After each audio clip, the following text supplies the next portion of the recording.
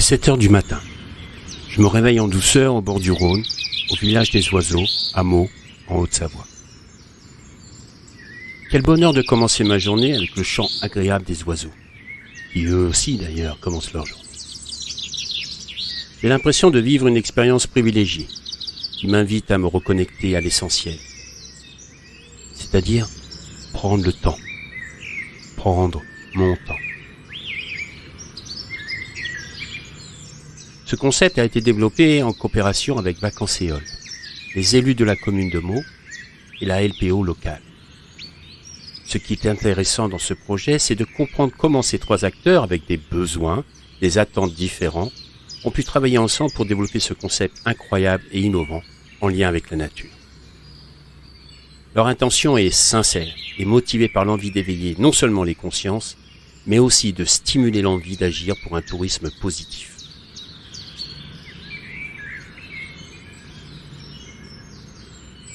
Bonjour et bienvenue sur Expérientiel. On vous emmène dans un voyage vers un tourisme respectueux de la planète et du vivant, en partant à la rencontre d'acteurs engagés. À travers leurs histoires, nous allons découvrir des femmes et des hommes visionnaires, des leviers d'engagement qui sèment maintenant les graines de réflexion et d'action pour un tourisme positif. Je suis François Huette, ambassadeur du tourisme positif avec une expérience internationale, animé par le développement d'un tourisme de sens, proposant des expériences vertueuses en lien avec son territoire.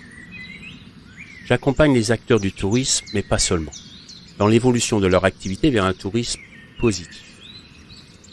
Alors, pour ne rien manquer à notre actualité, suivez-nous sur la page expérientielle de Facebook, Instagram et LinkedIn.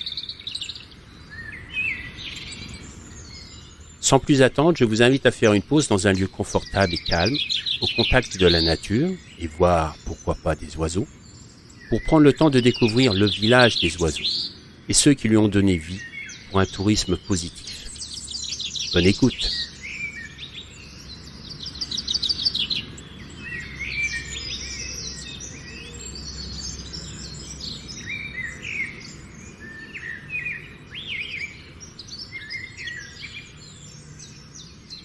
Alors, c'est quoi le village des oiseaux? C'est un endroit merveilleux. J'y suis depuis hier soir, c'est fantastique. Et puis maintenant, ce matin, on est en train de prendre un petit déjeuner convivial avec de belles personnes autour qui sont derrière ce projet. Donc, il y a Eric, Anne, Laura et Olivier qui sont derrière ce projet. Un projet qui est soutenu par Vacances-Éole et puis aussi avec l'aide de LPO. Alors, ce qu'on va faire, on va se présenter les uns les autres. Et puis, Anne, puisqu'on va demander honneur aux femmes, on va être galant. Anne, dites-nous qui vous êtes, ce que vous faites, oui, et de quelle manière vous êtes dans ce projet. Bonjour, moi, donc Anne Dejean, je suis la directrice de la LPO sur les deux Savoies, Haute-Savoie et Savoie. La LPO est une association de protection de la nature dont l'acronyme signifie à l'origine Ligue pour la protection des oiseaux. Voilà. Aujourd'hui, on a une petite phrase qui vient compléter ce fameux logo des Macareux, pour ceux qui le connaissent, et qui précise agir pour la biodiversité. Voilà, c'est ça l'essence et le cœur du métier des gens qui travaillent à la LPO. C'est agir. Nous, en tant que salariés, avec aussi toute une force bénévole assez importante, mais aussi avec tous les partenaires qui sont sensibles à ces questions-là, qui se posent des questions, d'essayer de leur répondre sur leur impact au jour le jour dans leur pratique métier, et comment les accompagner peut-être à mieux prendre en compte ces questions-là, à avoir meilleure conscience de qu'est-ce qu'ils peuvent faire eux aussi dans le cadre de leur métier tous les jours pour se saisir de ces questions de biodiversité. Voilà, ça n'échappe à personne.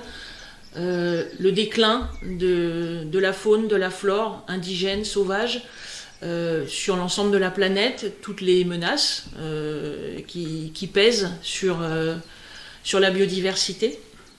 Et voilà, on a à cœur à la fois d'enrichir les connaissances sur ces espèces, en faisant des inventaires, des relevés sur les différents territoires, comme sur la base de Meaux depuis fort longtemps. Ensuite, d'aller avoir vraiment des actions concrètes, des préconisations de gestion, de restauration de la nature sur les territoires sur lesquels on fait ces diagnostics finalement. Et puis bien évidemment d'aller sensibiliser un maximum de gens, tous les publics, depuis l'enfant, l'élève à l'école, en passant par son enseignant bien entendu, mais aussi un chef d'entreprise, des élus, parce que c'est eux aussi qui ont un pouvoir de décision, d'agir ou pas. Et ce sont tous ces gens que l'on accompagne au travers de nos métiers, de chargés d'études, d'animateurs nature, voilà, etc., etc. Très bien, merci. Alors Eric, vous êtes derrière ce projet sur l'aspect touristique avec Vacances-Éole. Vous pouvez nous expliquer qui vous êtes et que fait Vacances-Éole? Alors, bonjour. Éric Journia, donc je suis le fondateur, enfin le cofondateur de Vacances-Éole et le président. Donc c'est une société que j'ai créée en 2009 et qui avait à l'origine pour vocation de gérer des exploitations touristiques sans qu'on ait un projet plus précis que celui-ci à l'origine. Sinon, j'ai ressenti une certaine tendance après la crise de 2008, à visiter la France différemment, à voyager différemment en France. Et l'histoire nous a donné raison, puisqu'aujourd'hui on gère 95 établissements touristiques. Donc, tous en France ou... Tous en France. On commercialise quelques sites en Suisse, donc ça c'est plutôt nouveau.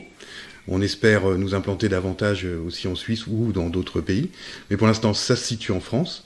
Et puis on voit bien que, compte tenu de notre croissance rapide, il y avait des besoins. Et donc on n'est pas là par hasard.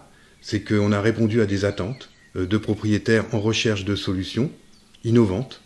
Et c'était le cas à Meaux. En 2015, j'ai été contacté par l'équipe municipale qui venait d'être élue. Et ils étaient en recherche d'une solution pour implanter des hébergements en fait sur cette base de loisirs. L'idée, en fait, c'était de trouver une solution à l'origine économique pour rentabiliser en fait ce lieu qui était très fréquenté en période estivale, mais qui en fait avait rencontré beaucoup de succès, mais il n'y avait pas vraiment de sens économique. Donc l'équipe municipale, qui avait un esprit un peu entrepreneurial, s'est dit il y a sûrement des solutions et on va consulter un expert qui est présent en Savoie, donc Vacances-Éole. Et donc évidemment ils ont été attirés aussi par les valeurs du groupe, parce qu'on est dans un milieu rural. C'est quoi vos valeurs alors ? Alors, oui. Nos valeurs, en ce qui concerne l'environnement, c'est tout d'abord le respect de l'environnement. Et alors ça, c'est un mot qui veut tout dire et pas dire grand-chose, mais dans notre esprit, c'est de faire en sorte, effectivement, de sensibiliser à la fois nos équipes, mais également nos vacanciers sur la préservation de l'environnement sur lequel ils viennent passer des vacances. Et Meaux se prêtait tout à fait à cela. Et cette base de loisirs également, puisqu'on est implanté en lisière d'une zone Natura 2000. Et, au bord du Rhône ? Au bord du Rhône, absolument. Donc c'est un milieu sauvage, un milieu naturel, particulièrement bien préservé. Et il y avait cette base de loisirs, hyper fréquentée à certains moments. Et évidemment, l'idée, c'était, ça a toujours été dans l'esprit des élus, et le nôtre de surcroît, de faire en sorte évidemment que cette influence de touristes cohabite parfaitement avec ce milieu naturel. Donc quand l'équipe municipale nous a fait part de leur projet, évidemment ça nous a inspiré immédiatement, parce qu'on se retrouvait totalement en phase avec ce que nous on avait envie de créer avec la signature Vacances-Éole. À l'origine, Vacances-Éole a repris en gestion des établissements en perdition. Donc on était essentiellement sur des sujets économique avant tout. Le petit plus qu'on a pu apporter ou le supplément d'âme, c'est évidemment ce qu'on voulait partager avec nos vacanciers, mais à l'origine, c'est plutôt des résidences de tourisme classiques qu'il fallait redresser. économiquement. Donc à chaque fois, on a proposé aux propriétaires des projets sur mesure, adaptés au maintien et à la pérennisation de l'activité. C'est ce qu'ils nous demandaient, c'était le cahier des charges, donc on faisait des propositions dans ce sens. On apportait évidemment le petit plus vacancéole, qui est devenu d'ailleurs au fil du temps plutôt un grand plus. Et sur Meaux, c'était l'occasion en fait de créer un produit à notre image.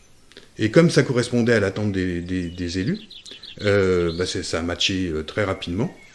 Ce projet, donc on a commencé à en parler en 2015 et c'est sorti de terre en juin 2019. Voilà, Olivier était présent à ce moment-là.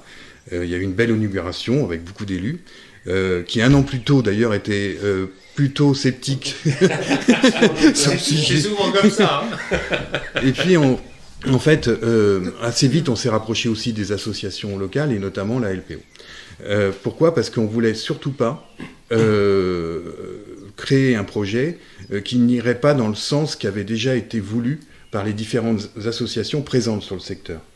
Et évidemment, on avait besoin de l'expertise en fait de la LPO et d'autres associations d'ailleurs écologiques qui existent sur le territoire.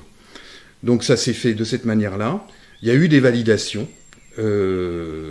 Parce qu'il y a eu une large concertation, en tout cas moi je l'ai vécu comme ça, et je pense que ça a été le cas, sur le projet.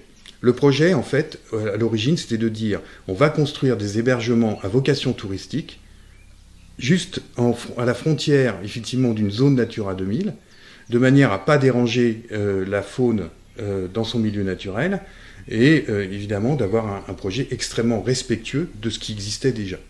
Donc, plus ou moins, vous avez transformé une situation naturelle en une expérience client. C'est ça, c'est ça. Hein, tout en valorisant, en partenariat avec la LPO, le lieu sans vraiment avoir un impact négatif, mais justement peut-être plus éducatif, etc. Et en fait, un impact plutôt positif. Et je vais vous expliquer pourquoi. D'abord, effectivement, il y avait un vrai sujet autour du projet immobilier en lui-même. C'est-à-dire qu'il fallait qu'il s'intègre parfaitement dans le paysage. Je crois que ça, c'est, en tout cas de mon point de vue, c'est une réussite. Ouais, alors moi je suis vachement surpris parce qu'hier, Olivier, il m'a expliqué un peu.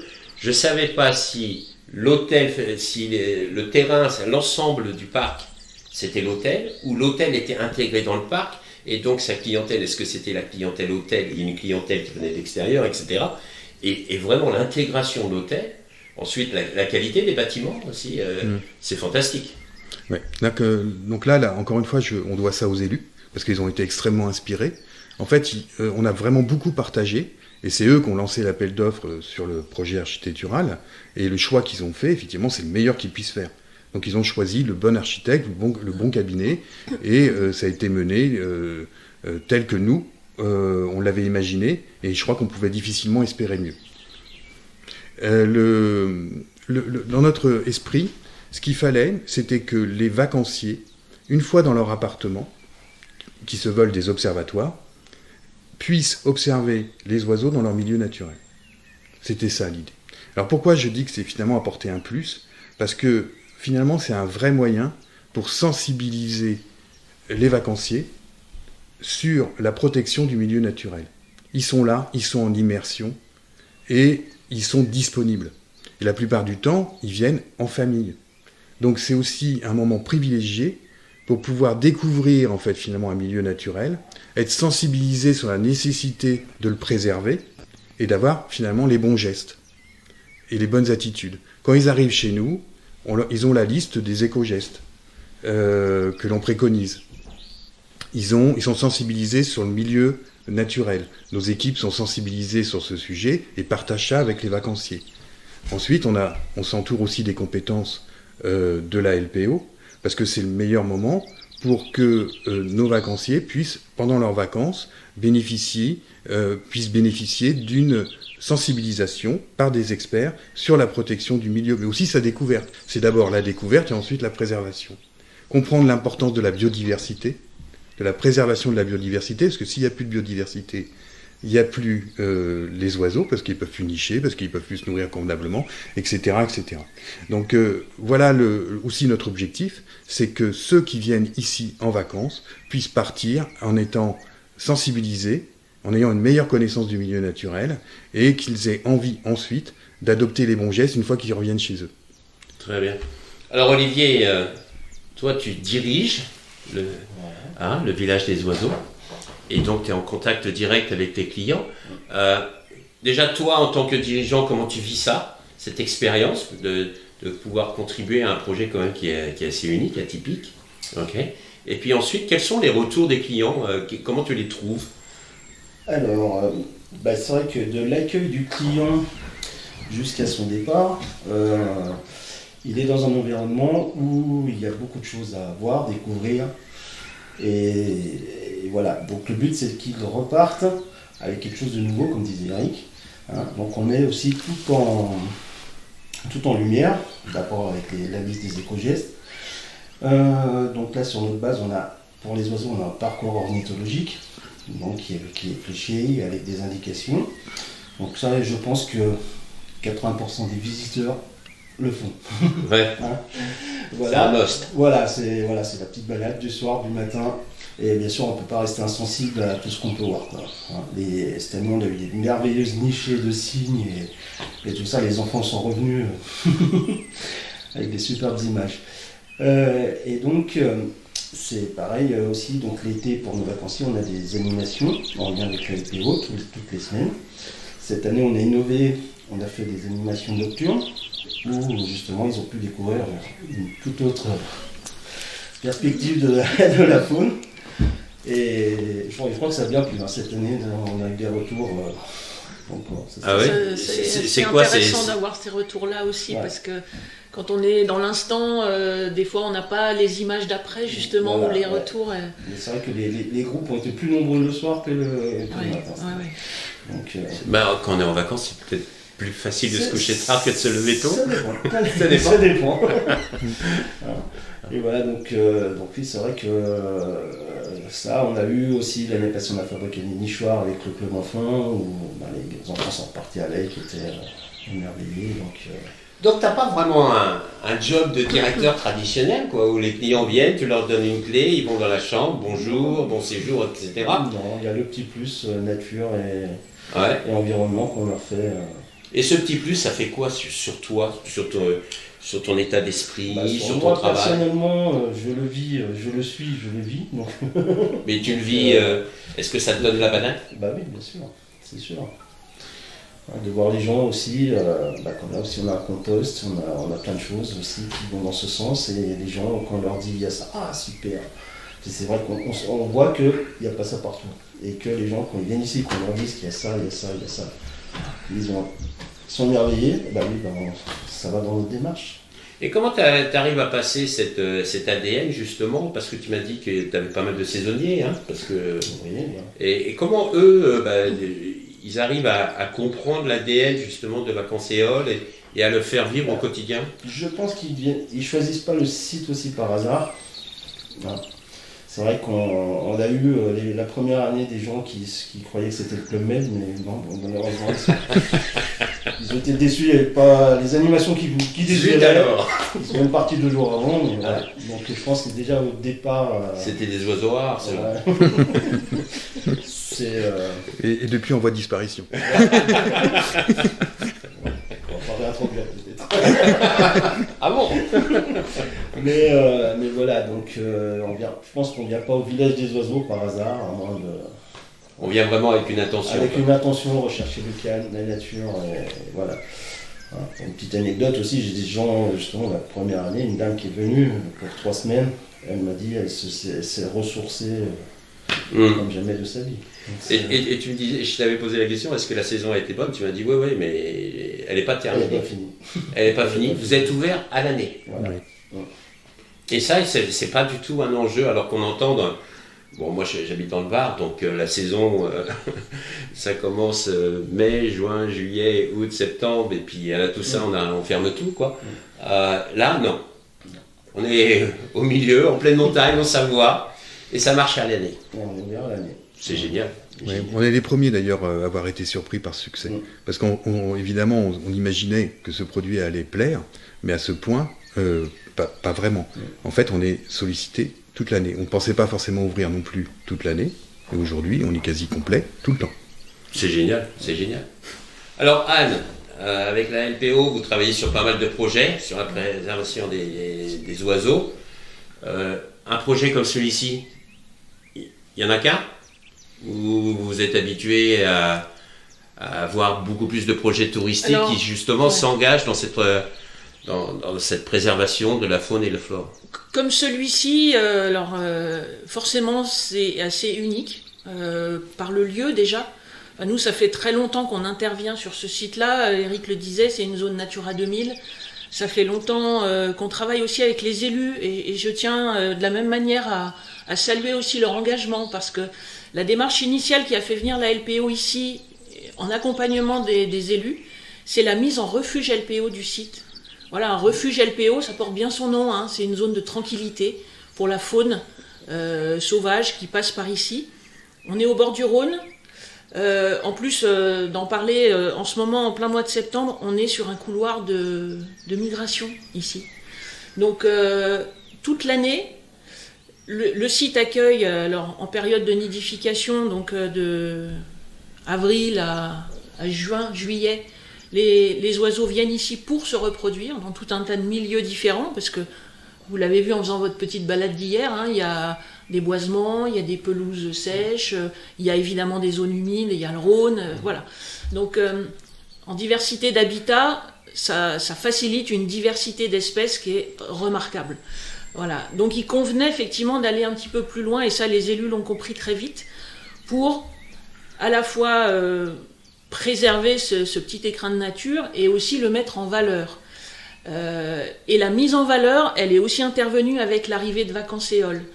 Et merci à eux d'avoir sollicité la LPO, mais je pense que la commune y était vigilante aussi. Parce que ce refuge qui avait été installé sur le site, il a pu imprégner finalement et intégrer l'arrivée de Vacances-Éole. Et moi je me souviens encore d'avoir été consultée au moment du chantier, ou un peu en amont, pour dire, ben voilà, le projet c'est ça, est-ce qu'il n'y a pas de souci? Nous on voyait arriver les maquettes ou les plans, et j'ai dit, oulala, mais là il y a des baies vitrées, il y a des verrières, attention, parce que vous avez de la végétation qui va se refléter dans les vitres, faut faire gaffe que les oiseaux ne percutent pas les vitres en pensant qu'ils sont en train de rentrer dans un arbre, parce que c'est des vrais dangers ça pour la faune. Donc on a été intégré à ces réflexions-là, et on a pu aussi émettre des points de vigilance, des points d'alerte, et qui ont été pris en compte. Là, on s'est dit, waouh, ça commence bien. Ça commence bien. Et puis, très très vite, effectivement, Vacances-Éole a sollicité la LPO pour mener des animations, des interventions, donc notamment l'été. Voilà. Et ça fait 2 ans maintenant. Troisième saison même, vous voyez. Qu'on intervient tous les jeudis. Cette année, c'était tous les jeudis de l'été. Et en échangeant avec Vacances-Éole. C'est ça qui est bien aussi, c'est que c'est pas juste la LPO qui arrive et dit voilà, le site il est comme ça, la nature on sait, c'est comme si c'est comme ça, on va vous proposer des animations. Ça a été le cas la première année, et c'est tout à fait compréhensible, mais là, voilà, Vacances-Éole a dit non, nous on aimerait un peu diversifier, proposer autre chose, etc. Et on construit les animations et les interventions ensemble. Donc il y a vraiment un format d'intelligence collective. Parce que, je veux dire, la LPO, Vacances-Éole, vous ne parlez pas forcément la même langue, entre guillemets, vous n'avez surtout pas les mêmes besoins, les mêmes envies, etc. Et de combiner tout ça demande vraiment déjà beaucoup d'empathie et de compréhension de l'autre. Et vous êtes vraiment dans la coopération. Comment ça s'est passé pour vous deux? Alors, comment ça s'est passé je dirais, entre Vacances-Éole et la LPO? C'est-à-dire qu'il y a eu différentes démarches qui ont été menées. Donc, effectivement, il y a eu toute la partie qui consistait à ne pas commettre d'erreur au moment de la création du projet. Donc, effectivement, on a eu des relations à ce moment-là. Et je me souviens très bien du sujet des vitres, parce qu'on n'y avait pas forcément pensé. Et on a tout de suite corrigé et on s'est adapté. Donc ça, c'est effectivement fondamental, parce que ça aurait été désastreux de constater que, évidemment, des oiseaux pouvaient percuter des baies vitrées. Donc, juste pour, excusez-moi de vous interrompre, mais elles ont quoi comme particularité, ces vitres, alors? Elles ne reflètent pas? pour le coup, effectivement, Olivier, la partie technique, je vous la laisse, mais en fait, finalement, on a pris des précautions de manière à ce que celui qui est dans l'appartement ne soit pas gêné par le traitement des vitres, mais que les oiseaux, surtout, ne viennent pas les percuter. Donc, finalement, faire en sorte que la végétation ne se reflète pas dans les vitres. C'était ça l'objectif. D'accord, et comment on fait ça Comment on fait ça Les vitres ont eu un traitement qui ne reflète... qui font pas d'effet miroir, qui font un effet plus mat, atténué, qu'un effet miroir. Donc il y a eu toute cette construction, mais il y avait aussi, je me souviens très bien des sujets qu'on a abordés sur les nuisances qui auraient pu être causées par les vacanciers. Le fameux vacancier que vous citiez tout à l'heure, qui est de plus en plus rare, effectivement, il s'était trompé de destination à l'origine. Donc c'est à nous aussi de prendre en compte ce sujet, de manière à ce que ceux qui viennent là viennent bien pour passer des vacances dans le lieu de leur choix qui correspond à leurs envies. Et non pas venir dans un lieu d'animation, finalement, classique de club de vacances. Là, on est sur un autre produit, et c'est à nous de faire passer le bon message auprès des vacanciers pour que ce soit les bons qui viennent ici. En tout cas, ceux qui ont envie de vivre cette expérience. Alors, on parle de message, donc on va parler avec toi, Laura, parce que toi, tu as été responsable de la communication pour Vacancéole. Et justement, au point de vue message, est-ce que un concept comme le village des oiseaux, ça facilite la tâche, ou au moins ça donne la banane de pouvoir communiquer sur des valeurs, sur des expériences qui soient plus grandes que juste vendre des chambres, mais aller beaucoup plus loin, répondre à une cause, à des problèmes, à un déclin de la biodiversité, etc. C'est exactement ça, en fait. C'est des messages qui vont être porteurs de sens. Et c'est des messages qu'on vit de l'intérieur, dont on a envie vraiment, et de l'interne le vit pleinement, et a envie de propulser cette image, et a envie de propulser ces valeurs. Et à partir de là, oui, forcément, ça donne la banane, et on y croit très fort. Et l'idée, c'est aussi de le développer sur tous nos sites, parce que Vacancéole, c'est 95 résidences de tourisme, donc ça peut paraître un très gros groupe, et on essaye finalement de fonctionner un peu comme une start-up, et de vivre chaque projet pleinement, et chaque projet est unique finalement. Donc voilà. Super. Alors, est-ce que justement les autres projets, enfin pas les autres projets, mais les autres destinations de Vacancéole ont la même ADN, ou est-ce que ça, justement, cette expérience a provoqué vraiment de renforcer cet ADN du village des oiseaux dans les autres destinations? Oui, absolument. Il y a une étape, parce que vous parliez de la relation tout à l'heure avec la LPO, où en fait on a décidé d'aller rencontrer la LPO à son siège social, qui est à Paris, dans un très bel endroit d'ailleurs, où il y a beaucoup d'oiseaux. Par Monceau. Bizarre. Par Monceau. Voilà. Et en fait, c'était important aussi de créer ce lien avec des interlocuteurs nationaux.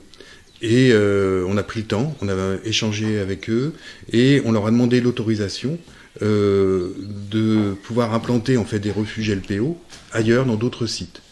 Donc on a parlé d'un cahier des charges évidemment, dans un endroit bétonné c'est un peu difficile, donc on a plutôt favorisé des lieux qui étaient favorables à l'implantation de refuges LPO. Je crois qu'actuellement il y en a 6, il y en a un petit nouveau. D'accord. Et donc voilà, ça a été le début aussi d'une expérience qu'on a souhaité faire vivre à nos vacanciers dans d'autres lieux. Voilà. Et donc ce que décrivait Olivier, aujourd'hui ça existe ailleurs, avec la même sensibilité, ça crée les mêmes émotions chez nos vacanciers, et évidemment l'objectif c'est bien de favoriser des lieux où les oiseaux peuvent vivre en paix, sur nos résidences, mais en même temps l'objectif reste le même, c'est-à-dire de sensibiliser nos vacanciers sur la nécessité de préserver la biodiversité et le milieu naturel. Donc si je comprends bien, de prendre en compte l'environnement, encore plus qu'avant, vous permet de développer une identité, de vous différencier, et en plus de répondre à des enjeux pas seulement économiques, mais environnementaux et sociaux. C'est ça. Et locaux. Je trouve que c'est assez important aussi de rebondir là-dessus, parce que généralement les 6 résidences qui sont labellisées refuges LPO aujourd'hui, ça vient d'initiatives des directeurs également, où eux ont fait la démarche auprès des LPO locales pour mettre en place ce label sur leur propre résidence.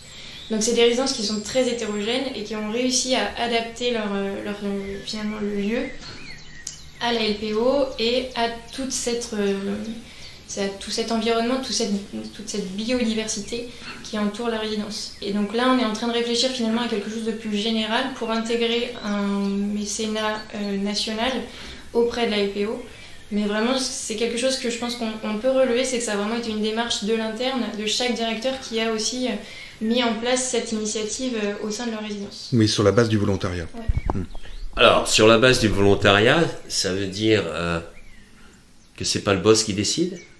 Il y a vraiment, à l'intérieur de Vacances et Halles, une façon de manager, d'emmener ses équipes qui est beaucoup plus transversale que pyramidale. Oui, absolument. Ça, c'est un vrai choix de management. Et dans le cas dont on parle, l'idée, c'est d'impulser en fait une dynamique et de pouvoir s'appuyer sur des équipes qui sont sensibilisées sur ces sujets et qui ont envie, en fait, de s'emparer de ces sujets. Si l'envie n'est pas là, on risque de pas être sur le bon sujet. Et donc ça se fait petit à petit. On n'est pas dans la précipitation. Et c'est bien parce qu'il y a des équipes qui ont envie de créer ces refuges LPO que ça se fait. Donc forcément, il y a une émulation qui se crée en interne, mais c'est pas imposé. Et ça ne le sera jamais. Super. Et je suis assez confiant sur le fait que tous les sites aujourd'hui qui peuvent prétendre à cette expérience le feront et ça ira de plus en plus vite. Alors hier, moi je suis arrivé... On est sur la sensibilisation, pardon. Exactement, pas de problème. Moi je viens du monde de l'hôtellerie de luxe, d'accord, et on est un peu coincé des fois dans l'hôtellerie de luxe, mais le service est important, l'accueil, etc. Et donc là je me retrouve vraiment dans un autre type d'hébergement. Et hier je suis arrivé et j'ai trouvé du cœur. Et ça, je trouvais que c'était vachement sympa. Donc Olivier, la personne à l'hébergement, félicitations. Parce qu'en plus, elle venait juste de débuter. Hein. Tout à fait. Et malgré tout, il y avait ce cœur. Et je trouve que ce côté humain, peut-être que justement, grâce à ce type de management, ça descend bien en bas et on le ressent. Elle ne savait pas qui j'étais, pourquoi je venais ou quoi que ce soit, mais il y avait du cœur. Et je trouve que ça, c'est agréable. Anne, cette semaine, c'est le congrès mondial de la nature à Marseille. J'ai eu la chance de faire un tour cette semaine et j'y retourne demain. Demain. Pour une autre association qui s'appelle Earthship Sisters. Et je me dis que quelle est la situation des oiseaux aujourd'hui? Est-ce qu'ils vont bien? Ils vont mal? Ils sont malades? Ils disparaissent? On va dire que globalement, c'est pas la grande forme. Voilà. Il y a un certain nombre d'espèces qui peuvent tirer parti et un bénéfice, on peut le dire, du réchauffement climatique, parce que c'est quand même ça aujourd'hui la principale menace une des principales menaces sur les espèces. Je vous parlais tout à l'heure d'ici, on est sur un passage migratoire, donc on a une observation toute particulière de ce phénomène-là. Avec le réchauffement climatique, vous avez les saisons qui se dérèglent, je vais le simplifier comme ça, Ouais. et vous avez des oiseaux qui arrivent ici pour faire leur saison de reproduction. Voilà. Je vous donne un exemple, le petit gobe-mouche noir, voilà, un petit oiseau noir et blanc sublime, qui arrive ici, et normalement quand l'adulte arrive ici en vue de se reproduire, son arrivée et le moment où il commence à pondre et où les jeunes vont sortir des œufs, ça coïncide, mais alors pile poil, j'ai presque envie de dire au jour près, et c'est pas une blague, avec les pics d'émergence des insectes au printemps. Et là vous avez le réchauffement climatique qui arrive, et bim, l'oiseau il est réglé comme du papier à musique, c'est séculaire, durée du jour et de la nuit qui bouge, l'oiseau il se dit oh là là, faut que je parte, faut que j'arrive en France, à Meaux, pour me reproduire, et voilà, et j'arrive à telle date, comme tous les ans. Sauf que quand il arrive, il a pondu, ses jeunes sortent des œufs, et là, les insectes, il n'y en a pas. Problème. S'il ne peut pas nourrir ses jeunes, la nichée, elle échoue, c'est mort. Son année de reproduction, les chances de survie de l'espèce, parce qu'il y a un gobe-mouche noir, un gobe-mouche noir à Meaux, il y en a plus qu'un, des couples. Et là, il y a problème. Donc ça, pour cette espèce-là en particulier, c'est un souci, le réchauffement climatique, parce qu'il y a des décalages dans les périodes où, une période en plus très critique pour cette espèce-là. Et puis vous en avez d'autres. Prenons un que tout le monde connaît bien, qui est aussi symbolique des lieux, la cigogne. On voit souvent passer ici dans nos villages alentours. La cigogne, pareil, pourquoi les oiseaux migrent? C'est pour aller à cause de la nourriture, tout simplement. Une question de ressources alimentaires, qui est quand même aussi un point critique. Et puis, réchauffement climatique. Normalement, la cigogne, elle pouvait descendre jusqu'en Afrique, subtropicale et tout ça.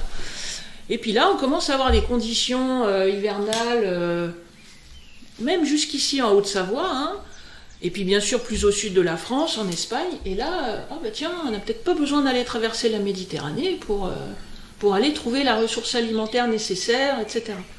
Donc des espèces qui ont moins besoin de se déplacer, moins besoin de migrer ou moins loin, qui payent un moins lourd tribut à la migration, parce que c'est un chemin quand même semé d'embûches aussi pour pas mal d'espèces. Donc des comme ça peuvent s'en tirer pas trop mal.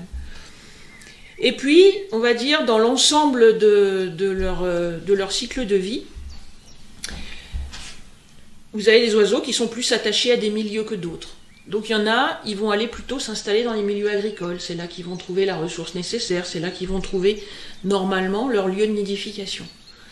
Et là, ils arrivent ici, ou partout ailleurs, en Europe, et ils trouvent des pratiques agricoles, effectivement, qui ne sont pas tout à fait en phase avec leurs besoins. Pesticides, insecticides, c'est le même sujet que tout à l'heure de notre pauvre goube-mouche. Insecticides, ça tue les insectes, donc ça tue la nourriture des jeunes. Donc problème, voilà. Donc ces espèces, effectivement, des milieux agricoles sont celles qui souffrent le plus aujourd'hui et qui sont le plus en déclin. Et c'est pour ça qu'on travaille aussi beaucoup avec le monde agricole, les agriculteurs, pour faire en sorte que les pratiques évoluent. Voilà. Et ça, c'est des grandes questions qui seront très probablement débattues par mes collègues de la LPO qui sont à ce congrès actuellement, pour essayer que... alors, nous, on travaille avec les agriculteurs locaux. Tout à l'heure, Laura, on parlait de ces enjeux locaux. Mais ce qu'on fait en local, et notamment sur ces questions-là, c'est bien au-delà qu'il faut en parler. À Vacances-Éole, ils ont mais c'est déjà presque petit à l'échelle, mais ils ont cet avantage que c'est pas seulement remontant ou descendant, c'est qu'il y a un esprit, il y a des valeurs et qui sont partagées. Et que un choix du président fondateur va descendre, mais qu'en local, ils sont aussi investis et ils font des choses. Quand on parle aux agriculteurs, ils vont faire ça localement. Est-ce que leur syndicat va être d'accord? Est-ce que la PAC va aller dans le même sens? Est-ce que l'État va impulser des choses ou pas? Voilà, ça c'est aussi le cœur de notre travail à la LPO, de travailler à une échelle très très large, nationale, européenne, mondiale, pour que ces questions-là rentrent en jeu. Et donc les oiseaux, oui, des oiseaux de milieu agricole vont mal, vont vraiment très mal. Il y a des baisses d'effectifs. J'en prendrai un qui est vis-à-vis du grand public très, très bien perçu, qui est l'hirondelle. Les hirondelles dans nos villages, voilà, l'hirondelle... C'est mon enfance, ça. Mais bien sûr, c'est l'enfance de tout le monde. Que ce soit l'hirondelle rustique avec ses longs filets, voilà, qui se posent sur les fils, ou l'hirondelle de fenêtre qui va nicher à l'extérieur des immeubles, des bâtiments. Et ben voilà, c'est des chutes de plus de 50% sur les 20 dernières années. C'est monstrueux. Alors, c'est monstrueux. Anne, qu'est-ce qu'on peut faire aussi bien dans le monde du tourisme qu'à titre individuel, citoyen, dans notre quotidien? Eh bien, beaucoup de petites choses qui, pour certaines, ont un lien direct, pour d'autres qui sont peut-être un peu moins directs. Donc voilà, on peut venir pendant ses vacances dans des villages comme celui-ci pour aller découvrir la nature qu'il y a autour de son site de vacances, mais aussi qui donne un peu une idée ou la fibre pour aller observer ce qui se passe autour de chez soi. Voilà, il y a 1 an en arrière, le confinement, il a fait un bien fou C'est un peu terrible à dire, hein, mais il a fait un bien fou en termes de prise de conscience du public. D'un seul coup, les gens se sont retrouvés chez eux, ils se sont dit, mais mince, mais il y a ça chez moi, j'ai observé ça. Nous, on n'a jamais eu autant de retours, d'observation et d'alimentation de nos bases de données qu'à ce moment-là. Alors, avec des choses des fois un peu cocasses ou les gens qui confondent, etc. Mais justement, il y a eu aussi tout cet enjeu-là d'aller aider les gens à mieux observer et à faire en sorte que ce qu'ils ont vu là, ils le préservent chez eux. Donc voilà, d'aller construire un nichoir, de mettre des mangeoires en hiver au bon moment, de faire attention quand on a un chat, qu'il n'aille pas trop facilement sur le nichoir qui est posé dans l'arbre. Voilà, c'est des petites choses comme ça. Et puis après, il y a effectivement, il a un oncle agriculteur, donc il va peut-être aller, cet enfant-là, ou même cet adulte, hein, aller s'intéresser aux pratiques de son tonton et de dire, mais toi, qu'est-ce que tu fais chez toi parce que dans ton exploitation, qu'elle soit d'élevage ou de maraîchage ou autre, ou de céréales, eh ben, tu peux avoir un certain nombre de pratiques qui vont aider la biodiversité. Quand on va faucher, on fait attention à aller aux dates de fauche, de ne pas forcément y aller trop tôt, pour que les herbes puissent monter en fleurs, en fruits, en graines, et que tout au long de l'année, ça procure de la nourriture, notamment aux oiseaux, que les pollinisateurs puissent faire aussi leur travail. Si on a des pollinisateurs, des insectes, on a toute la chaîne alimentaire aussi qui est respectée, et tout ça participe de l'équilibre de l'écosystème. Et quand je parle d'équilibre des écosystèmes, moi j'ai presque envie de dire, parce que moi je fais ce métier-là parce qu'à la base je suis passionnée, j'ai ça dans les tripes, et croyez-moi que des fois, en tant que directrice aussi, hein, moi je suis devant mon ordinateur et mes tableaux Excel avec des chiffres, de temps en temps j'ai besoin aussi de remettre les pieds sur le terrain et de me rappeler pourquoi je fais ça. Mais quand on parle d'équilibre, c'est aussi l'équilibre avec le cadre de vie dans lequel on est.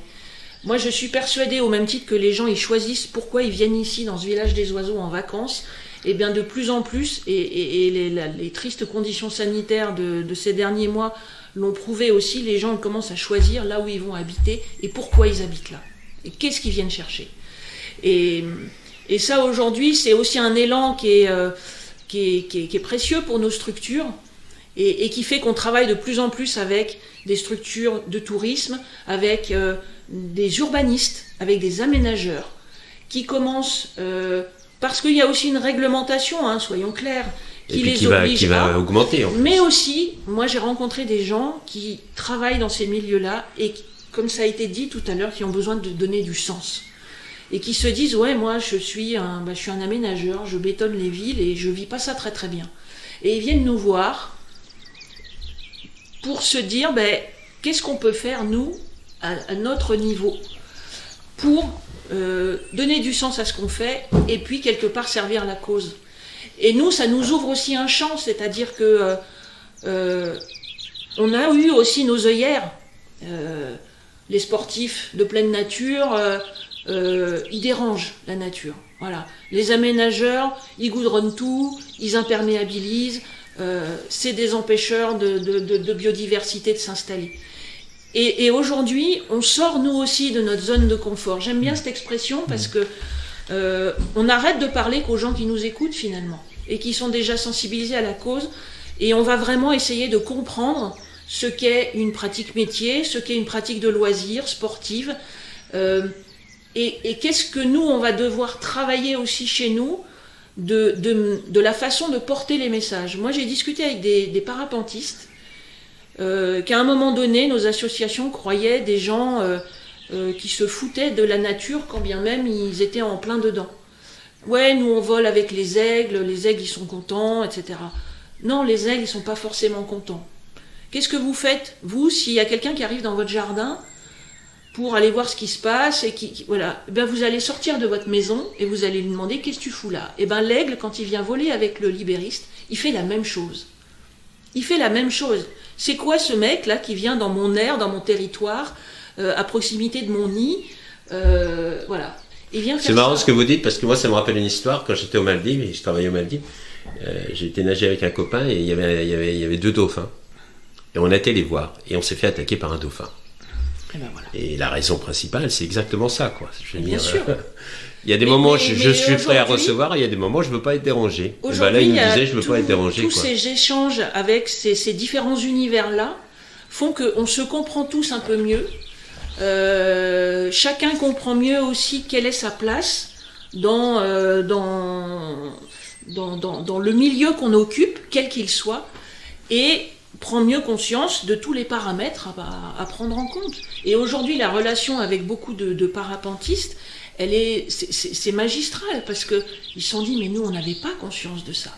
On ne savait pas qu'on avait cet impact-là, on pensait que les oiseaux, ils étaient contents, nous, on était contents, et tout va bien. Et aujourd'hui, on a des parapentistes qui nous signalent des airs d'aigle ou de faucons pèlerins dans les falaises et qui nous appellent pour nous dire « Non, mais là, il faut faire quelque chose ». On travaille avec les organisateurs de compétitions pour faire des zones à éviter pendant les compétitions et qui font gagner ou perdre des points selon qu'ils les traversent ou pas. Enfin, et il y a tout un changement de pratique comme ça et de vision des choses qui fait qu'on avance. Et que nous aussi, on arrête de penser que systématiquement les gens...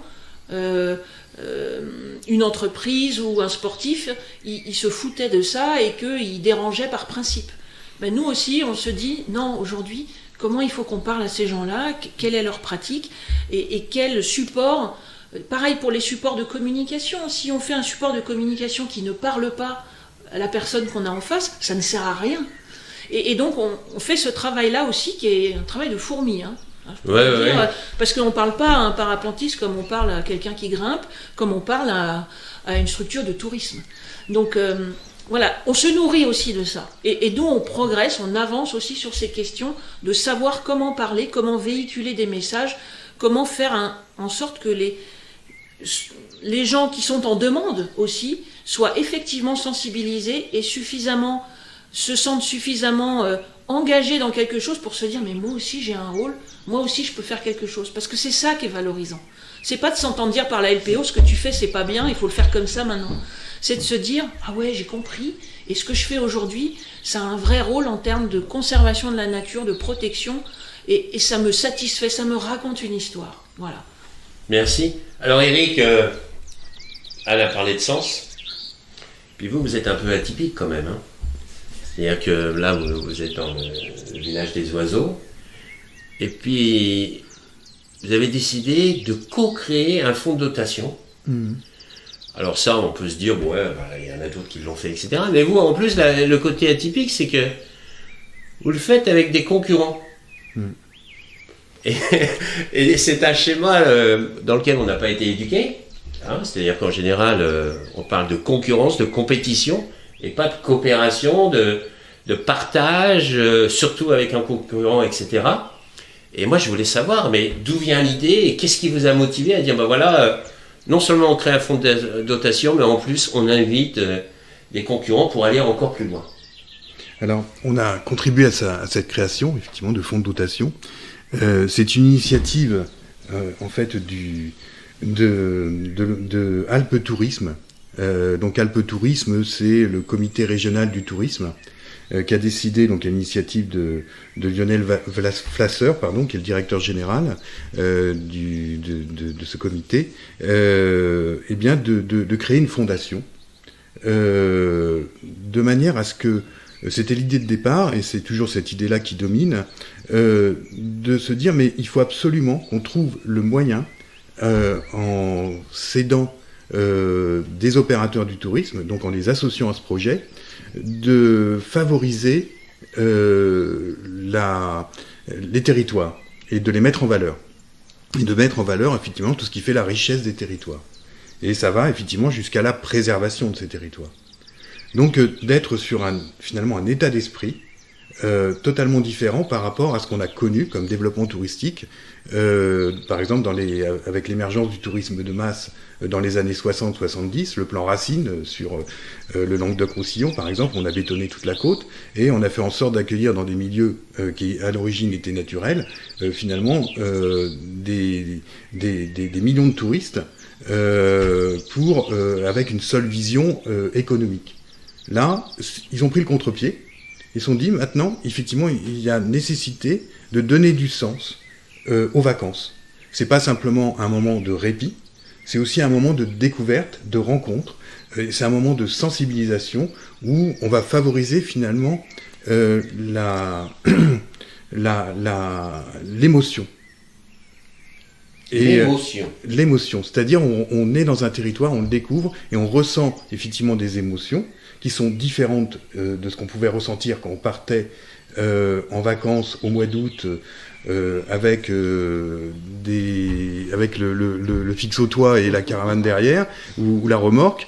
Là, on part en voyage en France et on découvre des régions, on découvre des habitants, on découvre des particularités et on est sensibilisé en fait finalement sur les valeurs d'un territoire et de créer finalement une relation vraie entre le visiteur et le visité. Parce que souvent on oublie de visiter. Et les nuisances provoquées par cet apport massif de touristes pendant une période courte, ça dérange. C'est à la fois souhaité, d'un point de vue économique, mais ça dérange effectivement la vie des habitants. Et ça devient, dans leur esprit, et on le partage, insupportable. D'autant plus que ça crée des dégâts sur l'environnement. Alors d'une part, parce qu'on crée des infrastructures qui ont des effets néfastes. Donc il faut penser différemment la création de ces infrastructures et il faut penser différemment la relation entre le visiteur et le visité. Ça revient un peu à ce que disait Anne tout à l'heure, la notion d'équilibre est importante et j'aime bien cette notion d'intégrer la communauté locale. Moi je vois dans le Var, juillet-août, vous ne me voyez pas, je reste chez moi. Et pourtant d'un autre côté, on a envie de voir ces touristes parce que d'un aspect économique, ça aide la région, etc. Mais c'est vrai, c'est comment maintenir cet équilibre et c'est un véritable enjeu. Concilier les deux. Concilier à la fois les aspects économiques et maintenir les particularités d'un territoire et les mettre en valeur. Et finalement faire en sorte de préserver ce territoire. C'est essentiel. Et je rebondis sur ce que vous disiez tout à l'heure, Anne, c'est l'effet qu'a eu le confinement sur la façon de consommer certains produits, notamment les vacances. On s'est rendu compte dès l'été dernier qu'il y avait une vraie envie des Français de partir en vacances. Alors ils n'avaient pas bien le choix, donc il fallait qu'ils sont partis majoritairement en France, mais il y avait une vraie envie d'aller vers des destinations nature, de se rapprocher finalement de territoires naturels, de lieux naturels. Et donc il y a eu une explosion de séjours en montagne par exemple. Il y a eu une explosion de séjours à la campagne. Et ça, c'était totalement nouveau. Ce qu'on a noté aussi, c'est aussi pour le consommateur de vacances de privilégier le circuit court. Alors c'est une vraie tendance dans la consommation, notamment de l'alimentation. Aller plutôt à la rencontre du producteur. Ben là, le phénomène, effectivement, s'est accentué. Et nous, on s'est retrouvés, on s'y attendait pas, envahis d'appels de personnes qui, en dernière minute, voulaient absolument partir en vacances et voulaient surtout pas passer par des intermédiaires. Ils voulaient parler à l'hébergeur. Et ça a été pour nous effectivement plutôt une surprise. Cette année, beaucoup moins, parce que le phénomène s'est reproduit et il s'est accentué. Donc il y a une véritable envie de se rapprocher de la nature et en conséquence de la protéger. Donc ça montre bien que cette crise sanitaire, on parle souvent du côté négatif mais il y a du positif. C'est-à-dire que vraiment ça a bousculé, ça a accéléré les prises de conscience. Et maintenant on est dans une étape qui est importante, c'est passer de la prise de conscience à l'action. Moi, j'ai une question pour tous les quatre. Aujourd'hui, il y a sûrement un auditeur qui se pose cette question, qui dit, voilà, j'ai envie de passer à l'action, mais je ne sais pas quoi faire. Et si on pouvait lui donner un conseil, la première étape, ça serait quoi, d'après vous?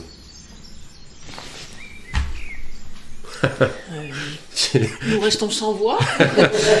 Allô? Allô? Houston? We got a problem. Non, je ne sais pas. Je crois que ce qui est essentiel, c'est que déjà les opérateurs touristiques passent les bons messages. Passent les bons messages, c'est-à-dire que évidemment l'image classique que l'on voit sur les catalogues de vacances, même s'il y a de moins en moins de papier, mais il y en a encore beaucoup trop, alors qu'on pourrait s'en passer aujourd'hui à mon avis, en tout cas chez nous c'est le cas, c'est la famille, la famille idéale avec 2 enfants, 2 parents qui partent sur une plage de rêve. On peut très bien communiquer sur des vacances, en mettant en avant des valeurs environnementales.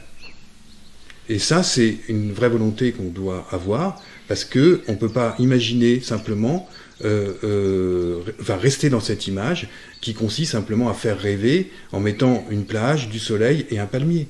Ce palmier, il faut qu'on puisse aussi le préserver, il faut qu'il existe demain encore, et cette mer turquoise, il faut aussi se donner les moyens de faire en sorte que, que demain soit encore dans cet état-là. En tout cas, qu'elle puisse effectivement bénéficier à ceux qui ont envie de plonger dans cette mer. Si on continue comme ça sans rien faire, et c'est déjà le cas dans certains endroits du monde, voire même en France, on ne peut plus aujourd'hui profiter de ces lieux-là. Et c'est bien parce qu'il y a eu beaucoup de négligence. Et alors, il n'y a pas que la négligence liée au tourisme de masse, il y a d'autres aspects bien plus graves quelquefois qui favorisent cette détérioration de l'environnement. En tout cas, nous, on a un rôle à jouer, et c'est avant tout en faisant passer les bons messages qu'on arrivera progressivement à sensibiliser les vacanciers. Par ailleurs, ils n'ont pas simplement, comme je le disais à l'instant, besoin de nous pour nous faire sentir que eux, ils ont envie aussi de vivre ce genre d'expérience. Donc c'est à nous aussi de répondre aux attentes des vacanciers et de leur permettre de vivre ce type de séjour. Très bien, merci. Anne, qu'est-ce que vous en pensez, vous ? Quel conseil vous allez donner ? Est-ce que vous avez quoi, une formation scientifique ? Oui, une formation universitaire à l'origine. Universitaire, donc d'un autre point de vue. Là, on a entendu l'entrepreneur.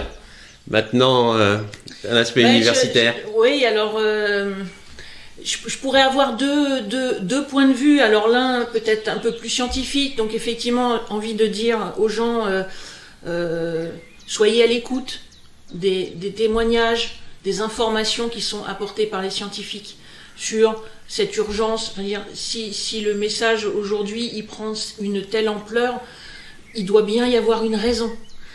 Voilà, donc j'allais dire l'équilibre il est à trouver partout entre la dramatisation, voilà, et puis le je m'en foutisme. Il doit quand même y avoir une espèce de juste milieu que chacun peut trouver avec ce qu'il est, de se dire ouais, effectivement là il se passe un truc et je fais partie de ce monde-là, c'est-à-dire mon autre point de vue il serait beaucoup plus alors contemplatif, parce que je suis foutu comme ça et que c'est ce que la nature moi me provoque. Voilà, au-delà de mettre un nom sur un oiseau, un crapaud, une chauve-souris, c'est ce bien-être et ce bonheur ultime et cette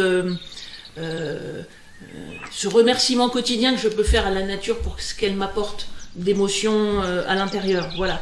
Et de dire à chacun, allez, soyez un tout petit peu attentif là à ce que vous avez là au fond des tripes, juste quand vous vous posez, que ce soit au sommet d'une montagne, au bord du Rhône ou au bord de l'océan, et de vous dire, punaise, ce qui est là autour de moi, j'en fais partie.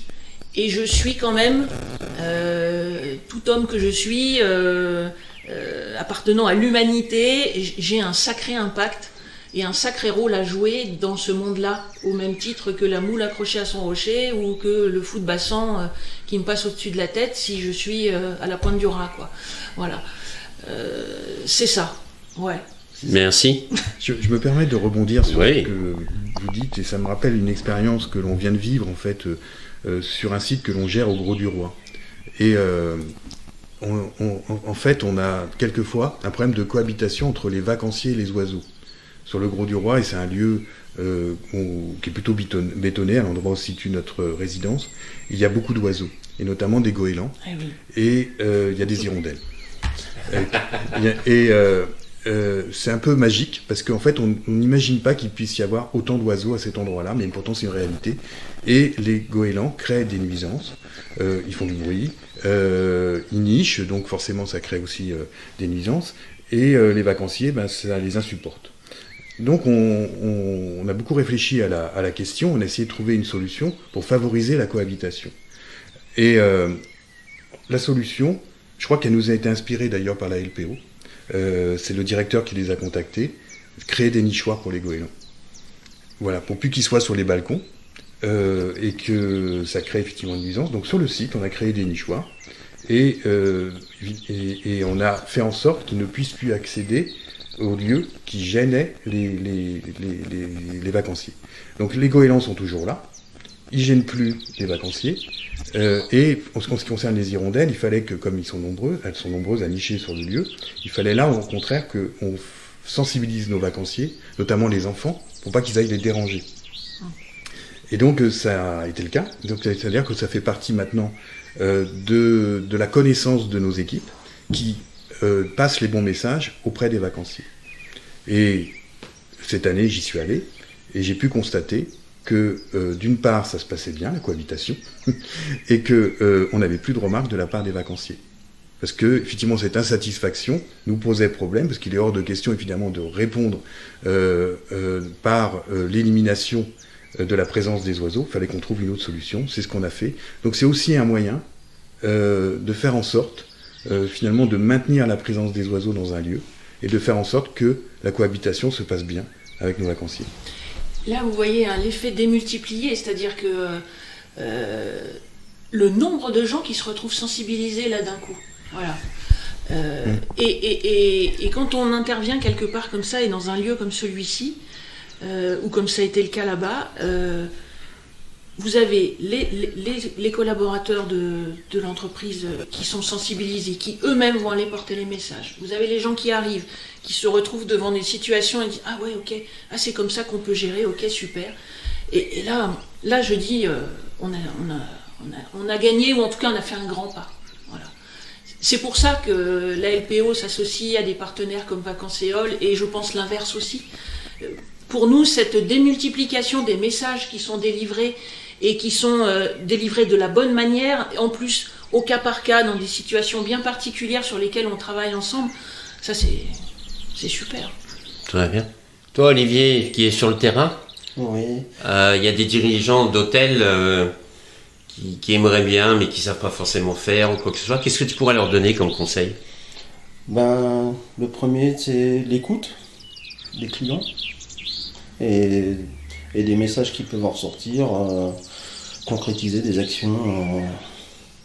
Mais il y en a beaucoup qui disent il y a un côté financier, il y a des enjeux financiers, donc il y a peut-être des freins là. Ensuite, il y a une question de temps. Ensuite, il y a une question de compétences. Comment on peut aller au-delà de ces trois? Il suffit d'un peu de volonté. On arrive toujours à quelque chose. D'accord, très bien. Et je vais rebondir sur les messages aussi. Cette année, comme là sur le site, on a décidé avec la LPO, on a fait une visite en début de saison avec la commune. On a décidé de faire vraiment de la fauche très raisonnée cette année. On a eu quelques messages. Le site est à l'abandon, c'est inadmissible. Voilà. Et en fait, ceux qui ont mis ces messages, je pense qu'ils ont une conscience à se refaire. Oui, mais c'est peut-être aussi l'opportunité de partager cette connaissance. Voilà, c'est pour ça que on me l'a dit personnellement ici, on ne fauche plus. Et non, on a expliqué pourquoi. C'est pour la biodiversité, on va repeupler, ça va se... Il y a des zones naturelles qui vont se refaire et toutes les zones qui étaient propres et tout, non, on fera plus de terrain de golf ici, quoi. Voilà. Ok. Et toi, Laura, si tu devais donner un conseil justement à un auditeur qui est dans la communication et qui dit j'ai pris conscience que ce que je fais n'est peut-être pas suffisant, etc. J'ai besoin d'agir, j'ai besoin d'aller dans l'action, mais je sais pas, j'ai des freins qui X, Y, Z. Qu'est-ce que tu leur conseilles comme première étape? Je pense qu'il y a un gros travail, ou en tout cas il y a des valeurs à porter. Et si les valeurs on les vit de l'intérieur, ça peut sembler bateau, mais si les valeurs on les vit de l'intérieur, c'est déjà tout de suite beaucoup plus naturel. Et le client, s'il sent que la marque propulse ses propres valeurs, je pense qu'il ira naturellement vers une marque et vers un groupe de tourisme qui en tout cas valide ses valeurs et qui a le même regard sur ces choses-là. Et je pense que c'est important. Je pense que la carte bleue aujourd'hui c'est comme une carte de vote et la personne va acheter à l'endroit où elle est en accord avec ses valeurs et où elle vit en tout cas la même vision des choses. D'ailleurs, on s'est intéressé il y a quelques jours au ressenti de nos clients cet été par rapport à ces valeurs. Et je te laisse... C'est toi qui as mené le sondage, en fait. On a mené une petite enquête auprès de nos clients qui sont partis cet été avec nous. Et on a eu des retours vraiment très très positifs. On a demandé la note finalement que nous accordaient nos clients sur la dimension éco-responsable qui a été mise en place sur nos résidences. Et on a eu la note de 4 sur 5. Donc on est très content parce que c'est quelque chose qui se porte de l'intérieur. C'est pas uniquement de la communication, c'est vraiment quelque chose qui se vit. Et c'est une expérience à vivre. Et c'est quelque chose qui est très fort chez nous. En fait, on souhaite vraiment connecter le voyageur avec le territoire qu'il visite. Et pas uniquement faire du tourisme de masse. C'est là où on accorde l'importance, c'est-à-dire que finalement, c'est pas uniquement des vacances en France, mais c'est du voyage en France. C'est-à-dire qu'ils vont aller vraiment découvrir tout le territoire, tout le maillage territorial qui se fait autour de la résidence. Et les retours sont là, on a eu vraiment des retours très positifs, et tout ça, c'est aussi grâce à nos équipes qui font vivre tout ça sur place, et le retour client est là, en fait, c'est vraiment la preuve que ça fonctionne. Et 4 sur 5 sur un échantillon de 1300 personnes. C'est ça, exactement. Moi, bravo. Et d'ailleurs, ça fait aussi partie des questions, c'est-à-dire que 97% des personnes interrogées sont d'accord avec le fait que le tourisme doit aujourd'hui intégrer obligatoirement une part d'éco-responsabilité. Ça doit faire partie du tourisme de demain. Et ça, on a quand même 97% de nos clients qui sont d'accord avec ça. Et je trouve que c'est important de le souligner. Ça prouve qu'il y a quelque chose qui est en marche pour le tourisme de demain, en tout cas. Alors Eric, quels sont les prochains projets pour Vacancéole ? Il y a beaucoup de projets de développement. Et aujourd'hui, ce qu'on privilégie dans le développement, c'est des projets qui ressemblent au village des oiseaux. On vient d'intégrer là en gestion un site absolument magnifique en Corrèze, le domaine des Monédières. Vous connaissez apparemment, Anne. Et Elle connaît tout, Anne. Elle connaît la France. Non, mais la Corrèze, Ah. voilà. Et bon, déjà la Corrèze, c'est un département nature magnifique, préservé pour partie. Et le domaine des Monédières, bon, c'était un projet touristique qui avait été créé à l'initiative de Madame Chirac. La Caisse des dépôts en était le gestionnaire. Et c'est un produit, effectivement, qui préserve la biodiversité, naturellement. C'était conçu comme ça. Il y a un lac, il y a de nombreux oiseaux. Et il se trouve que la Caisse des dépôts est rentrée en relation avec nous. Ils n'ont pas choisi Vacancéole par hasard, parce qu'ils estiment que c'est l'opérateur qui est le plus avancé, en fait, dans cette démarche nature, pour prendre le relais. Donc, on l'a pris, ce relais, depuis le 1er juillet. Et évidemment, on a beaucoup d'ambition pour aller beaucoup plus loin dans la gestion de ce village. Cette fois-ci, je vais le dire pour Vacancéole, de ce village nature et naturel. Donc il y a un projet qui est arrivé chez nous il y a peu de temps. Et évidemment, on est sollicité de plus en plus. Dernièrement, j'ai été contacté par des élus vosgiens qui m'ont parlé d'un site qui s'appelle Pierre Percé, que je suis allé visiter. Là, c'est pareil, on est sur des lacs naturels, artificiels, mais qui, en leur sein, accueillent une faune très diversifiée et une flore aussi. Il y a un milieu naturel très très riche. Et donc, c'est parce que Vacancéole aujourd'hui a cette image qu'ils sont venus vers nous, parce qu'ils veulent développer justement ce produit nature.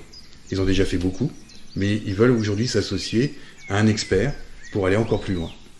Donc c'est Donc ce village aux oiseaux, cet engagement avec l'environnement, vous permet de vous différencier, de développer une expertise et de proposer un produit qui fait sens pour vos clients. C'est ça. Et nos clients, là, ça a été dit par Laura, nous le rendent bien. Et ils viennent pas chez Vacancéole par hasard.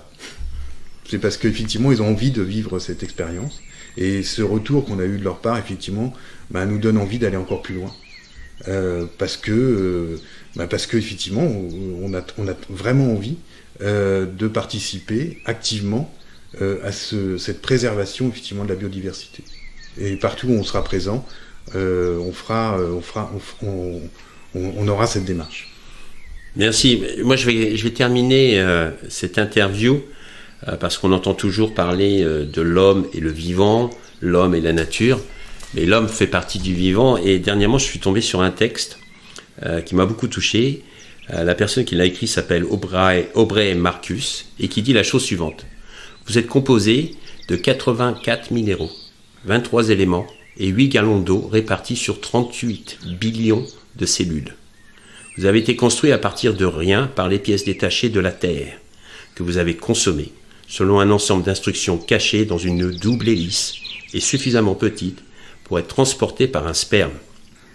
Vous êtes des papillons, des plantes, des rochers, des ruisseaux, du bois de chauffage, de la fourrure de loup, des dents de requin, décomposés à leur plus petite partie et reconstruits dans la vie la plus complexe de notre planète. Voilà, je vous remercie beaucoup, tous les 4. Ne lâchez rien, continuez. Hein. Et puis, je suis entièrement d'accord, c'est tout de suite ou maintenant qu'il faut agir. Hein. Donc allons-y, tous ensemble. Merci. Merci.